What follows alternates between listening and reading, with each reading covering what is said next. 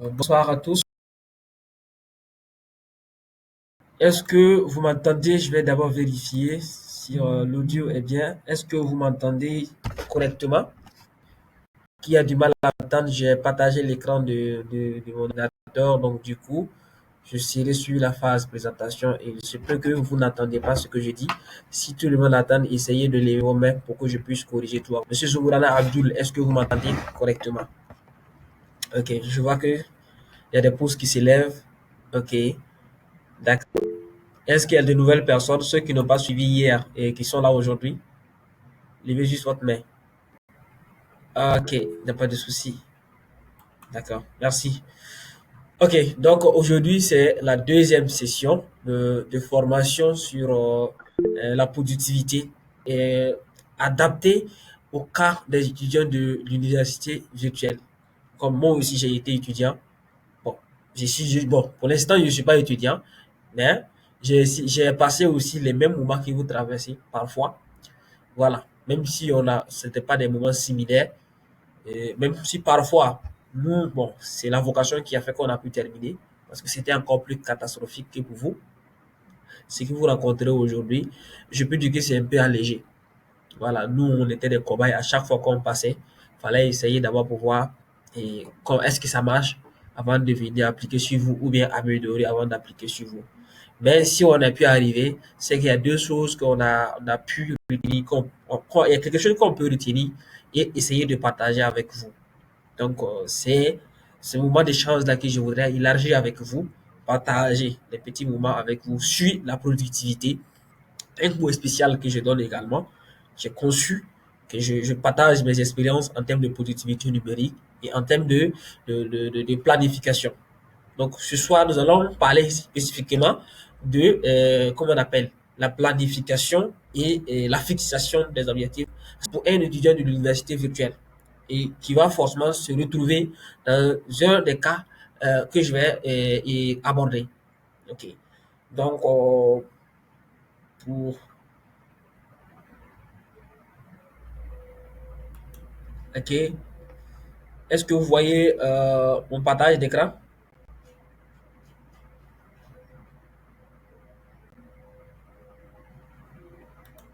En tout cas, moi, je ne vois pas. Moi, est-ce que vous parliez? Non, monsieur, moi, je ne vois pas le partage d'écran. De mon côté, moi, je vois. Ah, d'accord. Donc, ça veut dire que c'est sur votre côté. Vous ne voyez pas de votre côté. Moi aussi, je vois. D'accord. Tout d'abord, la première partie qu'on va parler, j'ai fait ça en deux parties. La première partie qu'on va discuter, on va discuter de la planification et de la fixation d'objectifs SMART pour les étudiants de l'université virtuelle. Pour les étudiants de l'université virtuelle. Donc, j'ai essayé d'adapter pour le cadre de l'université virtuelle. Ce qu'on va se dire d'abord, la première accroche que nous allons déposer, c'est comme sur une question. Sûrement, vous avez des rêves, mais est-ce que vous savez comment les transformer en réalité mesurable? C'est la question qu'on se pose. Tout le monde, on a tous des rêves. Mais est-ce qu'on sait comment transformer ces rêves-là en réalité qu'on peut mesurer? Et c'est le cas d'un étudiant qui est à l'université virtuelle. Quand vous regardez le système de l'université virtuelle, en fait, c'est un système qui est un peu flexible. Tout se passe en ligne. Et la flexibilité dans la gestion des études y est. Mais avec cette flexibilité également, vous pouvez faire quoi? Ça permet à l'étudiant de quoi? De suivre ses cours à leur propre rythme. Vous avez des évaluations qui se passent en ligne et les examens, c'est pas à chaque fois, c'est de façon groupée, soit deux fois ou trois fois dans l'année. Et aussi des évaluations qui se trouvent sur la plateforme. C'est pas comme des interrogations qui à chaque fois ils vont vous surprendre. Ce sont des évaluations qui sont avec comme on appelle les auto-évaluations qui vous préparent en même temps. Là, au moins, c'est organisé aux méthodes des autres universités. Mais en même temps, on se plonge encore dans une situation qui est la situation de notre pays, c'est-à-dire les réalités économiques et sociales également. Surtout ceux qui restent à la maison pour étudier, ceux qui ne sortent pas de chez eux, qui restent chez les parents pour étudier. Il y a cette situation-là qui va venir un peu compliquer les choses. Ou bien ça part de votre volonté de vouloir faire quelque chose ou apprendre quelque chose. Donc vous voulez jongler entre, qu'on appelle, études ou bien apprendre autre compétence parce que votre temps, la flexibilité vous le permet, ou bien essayer de mener des activités entrepreneuriales. Voici tout ce que tout étudiant de l'université virtuelle, la majeure partie, voici ce qui se passe.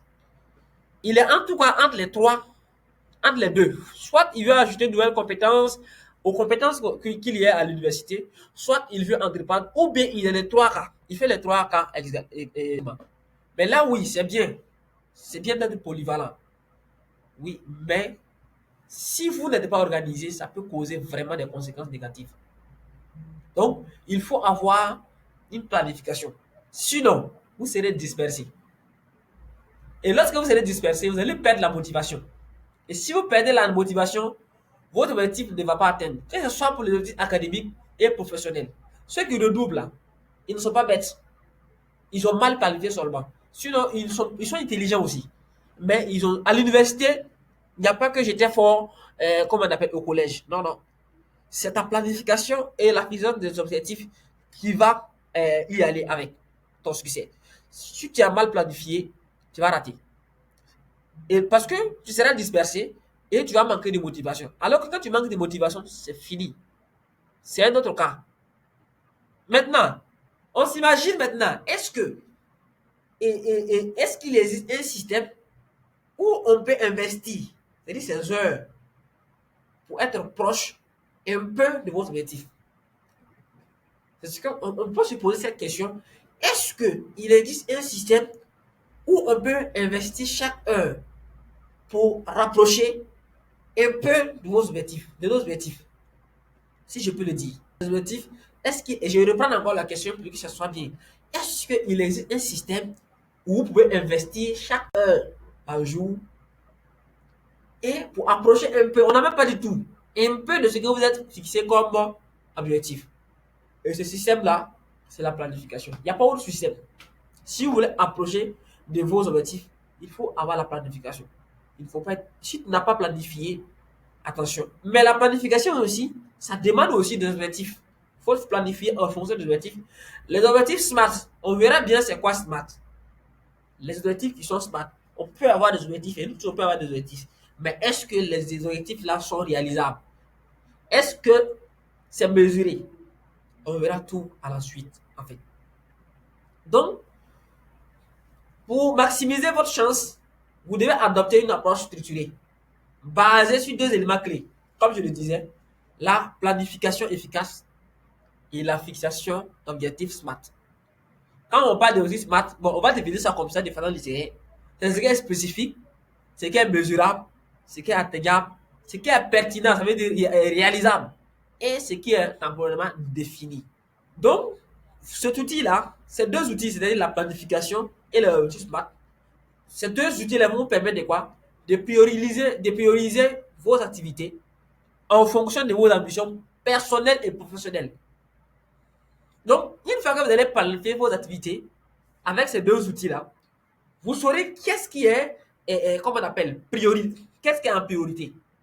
Et lorsque quelque chose ne vient pas en priorité, vous le décalez.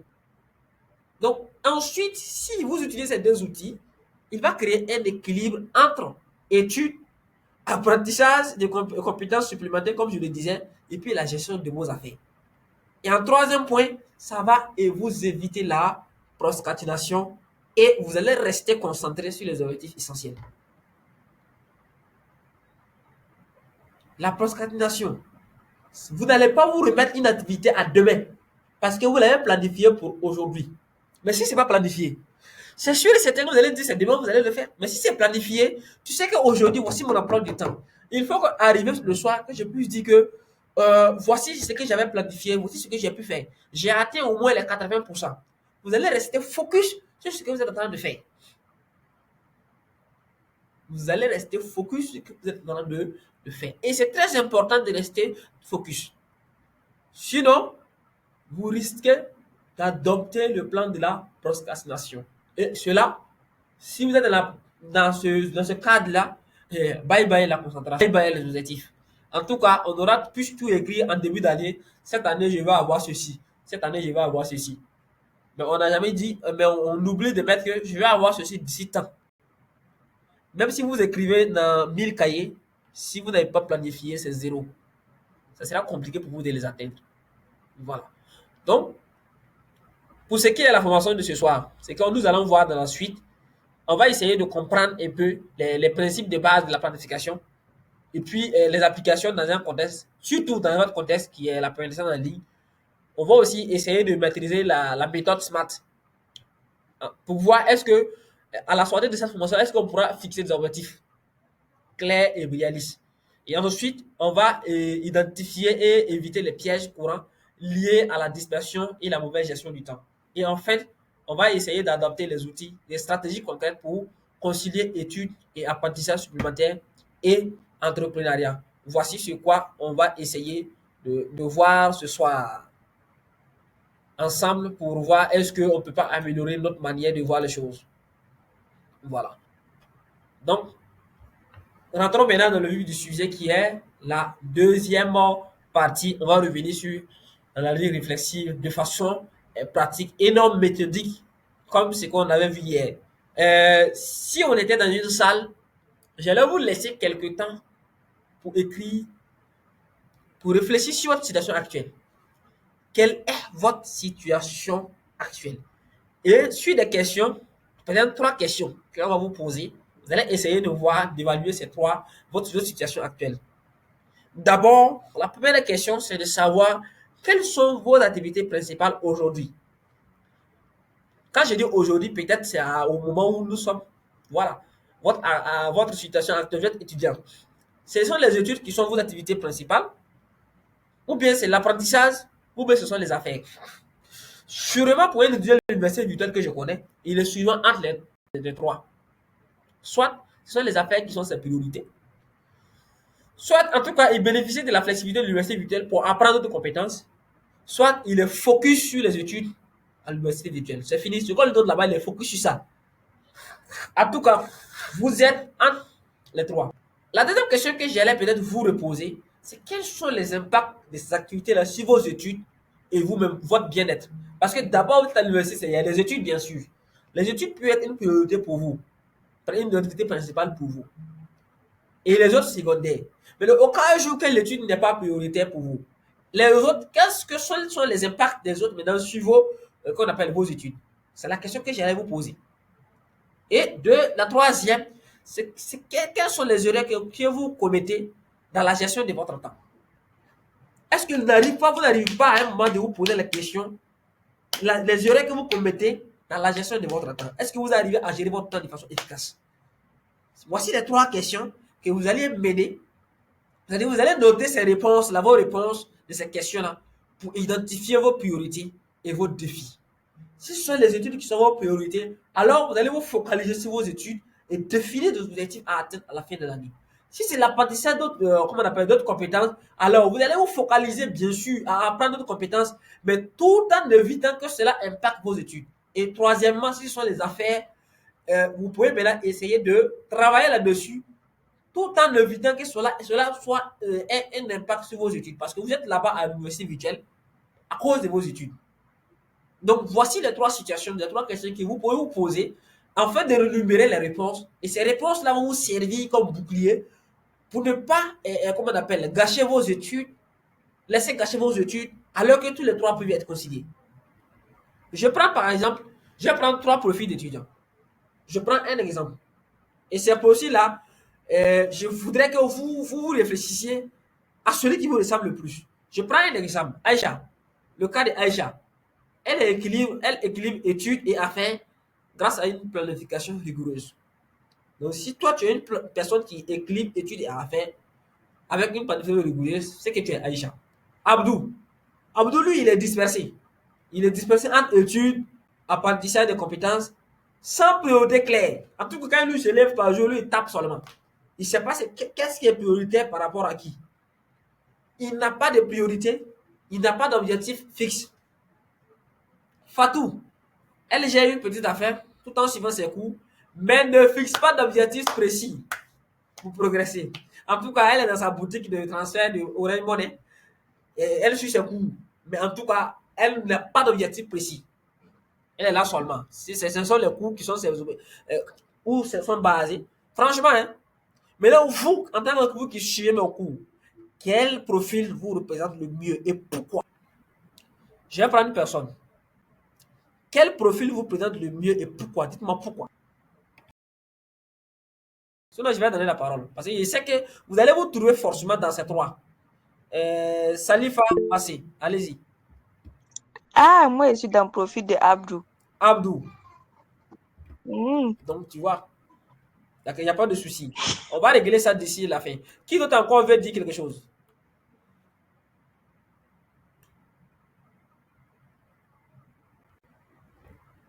Oui?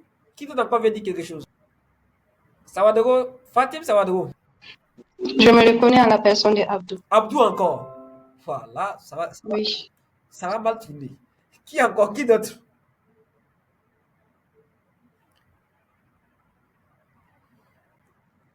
Qui d'autre?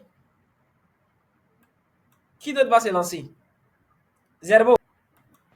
Oui, moi, je me reconnais dans le profil de Aïcha, mais à vrai dire, c'est comme si j'étais dans Abdou. Ah, ça va chauffer. Qui encore? Qui d'autre va se prononcer? Aïcha, elle qui étudie à faire grâce à une planification rigoureuse. Vraiment, elle a une bonne planification. Mais Abdul, lui, vraiment, il n'a pas de priorité. Il est dispersé. Fatou, il a en tout cas, il a une affaire, il suit ses cours, mais il n'a pas fixé d'objectif.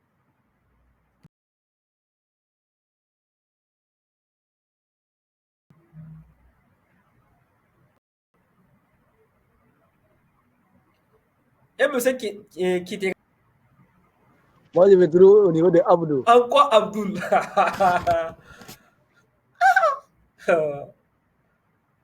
Donc, vous voyez que finalement, si vous ne faites pas attention, à la fin de l'année, vous n'allez pas savoir exactement qu'est-ce que vous avez fait. Vous n'aurez pas de résultats concrets à présenter. Que ce soit niveau études, niveau affaires, rien. Rien n'est concrétisé. En fait, tout, vous avez déjà tout dispersé. Là, c'est très dangereux. Je pense qu'à la sortie de ce cours, de cette formation, je penserai pouvoir résoudre le problème un peu.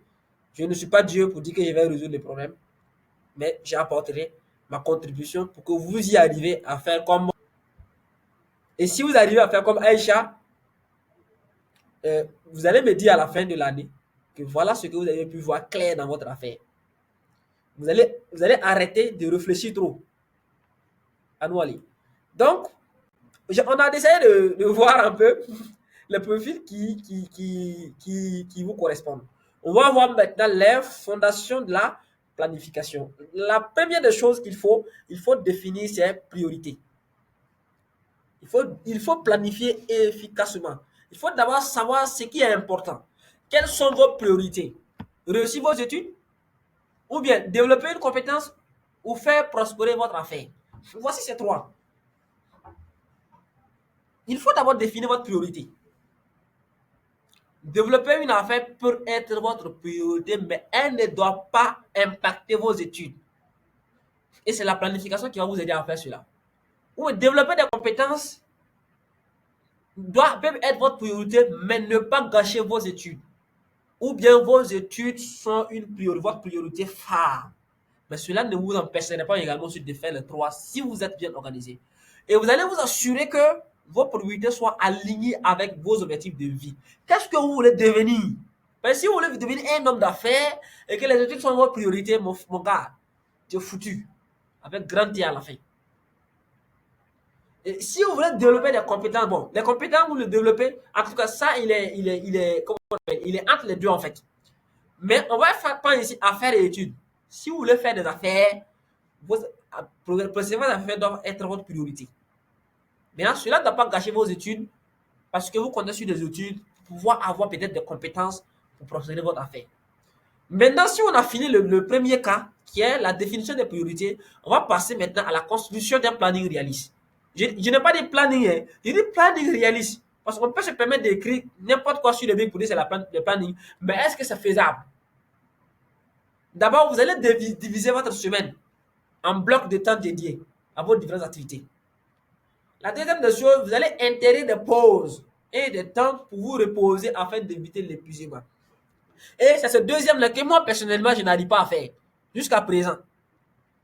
Souvent, je mets des pauses, mais souvent, j'oublie même les pauses et je travaille après, je suis épuisé. Franchement, je mets des pauses dans la gestion de mon temps, mais franchement, d'ici je me rends compte, j'ai dépassé les temps de pause et je continue jusqu'à ce que je sois épuisé. Et là, c'est pas normal. Et là aussi, c'est mon défi, vraiment, à enlever ce qu'on appelle ce caractère-là en moi, de pouvoir rester dans le temps pour ne pas m'épuiser à chaque fois parce que ça me donne des maladies. Et vous allez utiliser aussi des outils comme Google Calendar, Trello ou Notion pour suivre vos tâches. C'est-à-dire, si vous n'arrivez pas à vous rappeler toutefois, vous pouvez utiliser ces outils-là qui vont vous rappeler à chaque fois. Parce que bien sûr, on est tous dans le monde numérique et notre téléphone est à côté. Avec Google Calendar, à chaque fois, il peut vous faire des notifications pour vous rappeler que peut-être à telle heure, vous pouvez commencer telle activité et à telle heure, vous devez terminer telle activité. Tous ces outils-là sont possibles pour les utiliser. Bon, si on était ensemble, j'allais vous dire que vous allez créer un planning hebdomadaire et puis on va regarder. Comme c'est une formation qui est conçue pour des gens à qui je suis, donc j'allais vous demander de créer un planning hebdomadaire en incluant toutes vos activités principales. Donc, pour ceux qui sont là ce soir, si vous voulez que je vous suive pour réussir ce pari-là, vous pouvez suivre cet exercice-là d'abord. D'abord, vous allez définir votre profil, qui vous êtes. Et ensuite, vous allez définir vos priorités. Et ensuite, vous allez définir votre planning hebdomadaire. Je vais vérifier, voir est-ce que cela est possible. La quatrième maintenant, qu'on appelle des choses, du principe, il faut la fixation d'objectifs. On va partir terre à terre pour des exemples pour que vous puissiez comprendre même c'est quoi objectif SMART. On prend le premier cas pour les études. Pour des études, terminer les cours du module X avant le 15 février en suivant un rythme de 2 heures par jour. Ok. Vous avez un examen peut-être dans le mois de mars. Vous allez faire un cours, peut-être ceux qui font mathématiques, analyse. Et vous vous dites que, bon, moi je dois maîtriser d'ici le 15 février. C'est dans le temps, c'est faisable. Avec un rythme de 2 heures par jour. Vous allez prendre 2 heures par jour pour maîtriser ce cours-là. Quand même, 2 heures par jour, c'est pas exagéré. C'est faisable. Voici un objectif SMART. Dans les affaires, moi, je vais augmenter mes ventes de 20% en 3 mois en développant une stratégie marketing sur les réseaux sociaux. Je prends un exemple, je me dis que moi, je suis entré sur ma page Facebook la dernière fois, j'ai vu que j'étais à 5,5, comment on appelle, K de followers. Je me dis, non, à la fin de cette semaine-là, je dois avoir 10, c'est-à-dire je passe de 5 à 10K. Et si vous voulez rentrer ce soir sur mon profil, vous allez voir, je suis à 9,8. Et je pense que d'ici dimanche soir, je vais atteindre les 10. J'ai augmenté de combien? De 100%. C'est possible, c'est faisable. Je me donne un temps à atteindre ce niveau-là.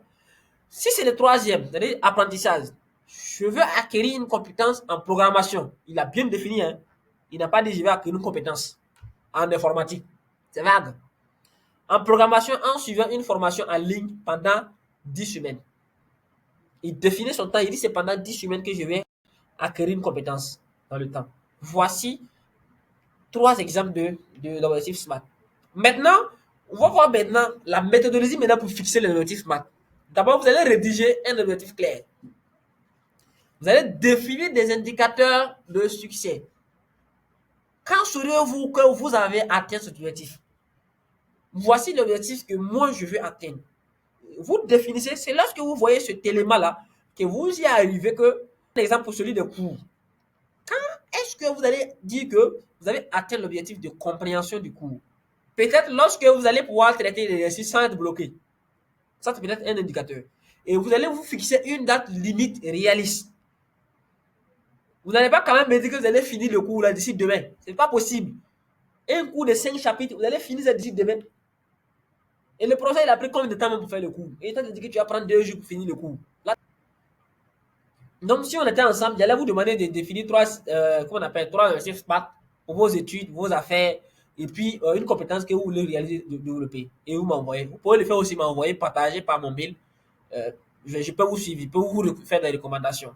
Donc, on va voir pour ce qui est les multitâches, pour ceux qui veulent faire les multitâches. La spécificité. SMART Le S, la spécificité. Par exemple, je vais réussir mes études et développer mon affaire. Est-ce que c'est dans le... Est-ce qu'il a mis le temps dedans? C'est pas mesuré. Donc ça, c'est un mauvais objectif. Voici ce que je peux donner comme bon objectif. Je vais compléter les auto-évaluations de 3 cours cette semaine. C'est-à-dire, cette semaine, en plus de faire les auto-évaluations, comment on appelle, planifier sur la plateforme, c'est-à-dire les cours qui sont déjà là, je n'ai pas fait les auto-évaluations, je vais terminer les 3 cours cette semaine. Je n'ai pas encore fait les auto-évaluations des cours. Je prends, si c'est 5 auto-évaluations, en tout cas dans la semaine là, je vais m'arranger à finir pour 3 cours cette semaine, tous les auto-évaluations. Quand même, là où on peut dire que, là au moins c'est réalisable, c'est un objectif. Et c'est atteignable également. Voilà. Ou bien, je vais augmenter mes ventes de 20% en 2 semaines. Donc, vous allez travailler. Et si vous n'avez pas atteint les 20%, il y a un indicateur qui est là, les 20%, qui peut vous montrer maintenant que vous n'avez pas atteint votre objectif. Mais si vous avez dit que je vais augmenter mes ventes, en tout cas d'ici 2 semaines, même si vous avez augmenté 1%, c'est que votre objectif est là. Mais est-ce que c'est vraiment un bon objectif? Non, il faut fixer. Il faut fixer. Mesurable. Quand je dis mesurable, vous allez indiquer comment on appelle, des indicateurs clés qui peuvent suivre votre progrès. Comme ce que je le disais, peut-être le nombre de chapitres étudiés, le nombre d'exercices réalisés, le revenu géré et vos clients contactés. Ça, c'est par exemple le cas toujours de l'université virtuelle. Et dans la semaine, c'est-à-dire si dans la semaine, vous voulez terminer le cours là pendant 3 semaines, dans la semaine, vous devez bosser combien de chapitres? Est-ce que dans la semaine, vous avez pu bosser le nombre de chapitres? Si oui, vous avez atteint votre objectif. Le nombre d'exercices réalisés. Est-ce que vous avez atteint le nombre d'exercices que vous êtes fixé? Si oui, vous êtes atteint. Et par rapport aux ceux aussi qui veulent faire des revenus, c'est pareil aussi. Atteignable. Est-ce que vous pouvez le faire? Est-ce que c'est réalisable? Est-ce que c'est adapté à votre charge de travail? Par exemple, je vais suivre 2 cours de design graphique cette semaine. Pas 10. Vous ne pouvez pas suivre 10 cours. C'est pas possible. Vous n'allez pas étudier, non? Attends, vous n'allez pas étudier. Si vous voulez suivre 10 cours de design graphique, c'est que vous n'allez pas étudier. C'est combien de cours? 2, oui, on peut comprendre que vous pouvez assimiler ça avec vos cours, tout le programme. Mais 10, c'est exagéré.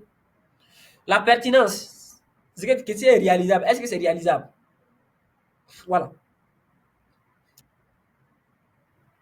Pourquoi est-ce que c'est important pour moi d'apprendre ces compétences ou de faire grandir mon affaire? Est-ce que c'est important d'apprendre cette connaissance? Est-ce que je dois agrandir mon affaire? Pourquoi je dois l'agrandir? Si vous trouvez le pourquoi, je vous assure que c'est une bonne affaire. Parce que le pourquoi va vous guider en ce moment. Temporellement défini, pardon, il faut fixer une date limite. Voilà, il faut fixer une date boutique. Sinon, nous tous, on peut avoir des objectifs. Moi, je vais devenir milliardaire. Oui, tu peux devenir milliardaire, mais quand? Tu vas devenir milliardaire quand? Vous comprenez? Donc, par exemple, je vais terminer mon apprentissage de base en JavaScript d'ici le 30 mars. Et votre planification maintenant va suivre maintenant votre objectif. Voilà. Donc, pour exercice, ce que vous pouvez faire, vous allez utiliser un objectif maths pour chacun des domaines, c'est-à-dire vos études, vos affaires et projets entrepreneuriales et vos apprentissages d'une nouvelle compétence. Ces 3-là, vous les rédigez. Parce que je suis sûr qu'entre nous tous ici, là, ces 3-là, on s'y trouve dans les 3 forcément. Voilà. On s'y trouve forcément dans les 3. Maintenant, comment on peut surmonter les obstacles? Même si vous avez un bon plan, les défis peuvent surgir. Ça, c'est clair. Ça, c'est clair. D'abord, la première des choses, c'est la procrastination. Donc, vous devez combattre la procrastination en divisant les tâches en étapes plus petites et définissant les récompenses. Bon, je dis récompenses, bon. Ok, on va parler de récompenses là. Ben, essayez de diviser vos tâches là en petits. Et si vous arrivez à le faire, félicitez-vous quand même. Voilà. La deuxième des choses, le manque de motivation qui va vous aider. Vous allez confronter à un manque de motivation. Et en ce moment, si vous n'avez pas de motivation, rappelez-vous pourquoi vous avez choisi cet objectif. Rappelez-vous toujours votre pourquoi. Pourquoi j'ai choisi de faire cela et ceci. Et c'est pourquoi là va vous motiver. Si vous n'avez pas de pourquoi dans votre vie, vous êtes foutu. Là, il n'y a pas vous mentir. Si vous n'avez pas de pourquoi, vous étudiez pour étudier, vous n'avez pas le pourquoi de ce que vous étudiez, vous êtes foutu. Je vous le dis. Et si vous n'avez pas le pourquoi de pourquoi vous étudiez ce soir, essayez d'avoir votre pourquoi maintenant. Sinon, vous allez étudier fini et commencer à pleurer comme nous. Si j'avais mon pourquoi au départ, je n'allais pas être là où je suis. Je n'ai plus mon pourquoi plus tard. Donc, vous, aujourd'hui, ayez votre pourquoi aujourd'hui et essayez de progresser avec votre pourquoi. Vous n'allez pas avoir de démotivation. Jamais personne ne va vous démotiver. Personne. Parce que vous avez votre pourquoi en vous. La deuxième des choses, c'est le manque de temps. Vous allez analyser votre emploi du temps et éliminer les activités non essentielles. Tous les trucs qui ne sont pas essentiels, pardonnez, barrez ça. Et ce que je vais vous dire comme astuce, il faut apprendre à dire non. Il faut apprendre à dire non aux distractions. Comme distraction, vous êtes tout le temps cloîtré sur Facebook, WhatsApp, pourtant vous ne vendez pas, vous ne faites rien là-dessus, c'est pas aller coller, scroller les publications des gens. Pardonnez. Essayez de dire non parfois à ces outils-là pour pouvoir progresser. Essayez de dire non à l'invitation de vos amis. Pardonnez, il y a la distraction, mais souvent, il faut regarder ton pourquoi toujours. Il faut regarder ton pourquoi. Par exemple, je vais essayer de voir comment est-ce qu'on peut couper votre étude, découper votre journée. Par exemple, vous pouvez décider que de 8h à 10h, peut-être ce jour-là, vous n'avez pas cours. Voilà, ce jour-là, vous n'avez pas cours ce jour-là. Vous pouvez dire que de 8h à 10h, vous allez faire des études, des révisions de cours et puis des évaluations. C'est 2 heures. Et de 10h à 12h, vous allez essayer d'apprendre quelque chose. Peut-être une nouvelle connaissance, compétence ou bien une lecture. Vous allez faire une lecture peut-être de 2 heures. Et dans les 2 heures, vous allez faire des pauses de 5 minutes, 10 minutes comme ça. De 12h à 14h, vous allez faire des pauses et des affaires. Vous allez traiter les commandes et puis répondre à vos clients. À ce moment, vous serez en ligne pour essayer de causer avec vos clients. Puis voilà, voir est-ce que vous pouvez avoir des affaires. De 14h à 16h, ce sont les études, les projets et puis les préparations des examens. Et de 16h à 17h, travail personnel ou bien des loisirs. Et là, votre 16h à 18h là, à ce moment, si un ami vous invite à boire du thé, vous pouvez lui permettre de dire oui. Vous pouvez partir boire le thé. Parce que là, il y a le loisir qui est là. Le temps de loisir, vous pouvez l'utiliser pour faire cela. Faire du sport et tout et tout. OK? Bon, j'allais vous dire de planifier votre journée. 10 minutes, planifier votre journée. Et j'allais vous dire de retenir ceci avant de terminer la présentation de ce soir. Ce n'est pas le nombre d'activités que vous faites qui détermine votre réussite, mais la qualité et la constante avec lesquelles. La deuxième des choses que je voudrais également vous parler, c'est la réussite et le fruit de petites actions quotidiennes réalisées avec régularité. J'ai parlé de qualité au début et j'ai parlé de constante. Et je viens ajouter ici votre régularité. Et enfin, avec une bonne organisation et une vision claire, il est possible d'exceller dans plusieurs domaines. Le troisième n'est pas une contradiction du premier, avec la condition si vous avez une bonne vision. Donc, si ma présentation ce soir va s'arrêter ici et je vous remercie d'être attentif.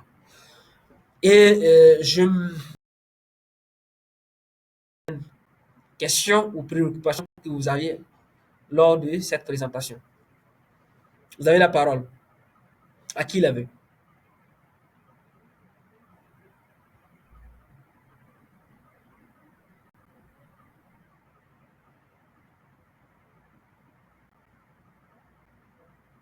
Vous avez la parole.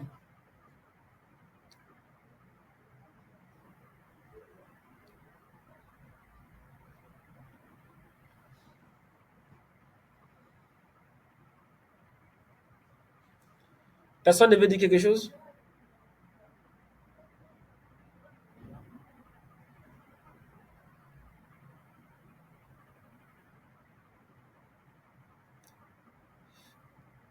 Est-ce que vous m'entendez?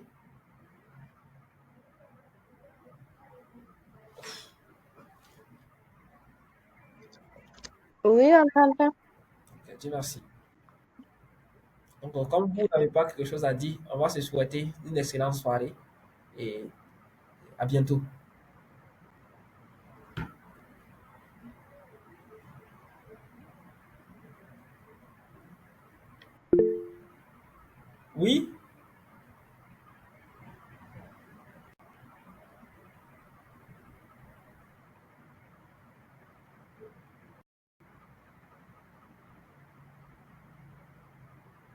Donc, on se voit demain pour les outils collaboratifs. Si j'ai le temps, je vais vous faire signe après.